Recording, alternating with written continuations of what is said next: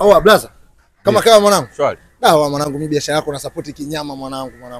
Nigie kwanza 2000 ya msosi mwanangu blaza. Wewe unanijua. Unasikia? Hiyo biashara hata mimi naijua. Mimi nakusupport sana, karanga zako nitambarikiwe.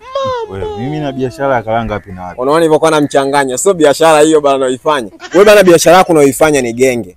Matikiti yako ni matamu. Hakuna matikiti matamu kama wewe bro. Wao unazingua babu, usitaki biashara. Sawa. Sikiza mimi hata genge sijawahi kuuza. Si ndio nilikuwa nakuzuga. Yaani mimi ndio kukuzuga tu. Biashara yako unaoifanya wewe si unauza mkaa. Mama yangu anaikubali kinoma.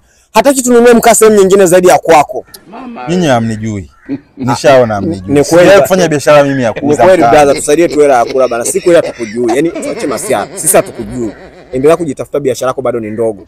Mimi mwenyewe nafikiri hata nilikuwa nakujua. Kuna siku nilikuwa hapo tu unapita ukaongea ile biashara yako inaenda vizuri. Nikajua basi wewe una biashara inaendelea. Kwenye simu. Bana, hatujui kama mnauza figo unafanya nini, tusaidie tu hela ya kula basi. Sikizeni. Wewe ni mganga. Wewe ushakunywa maji ya chumvi.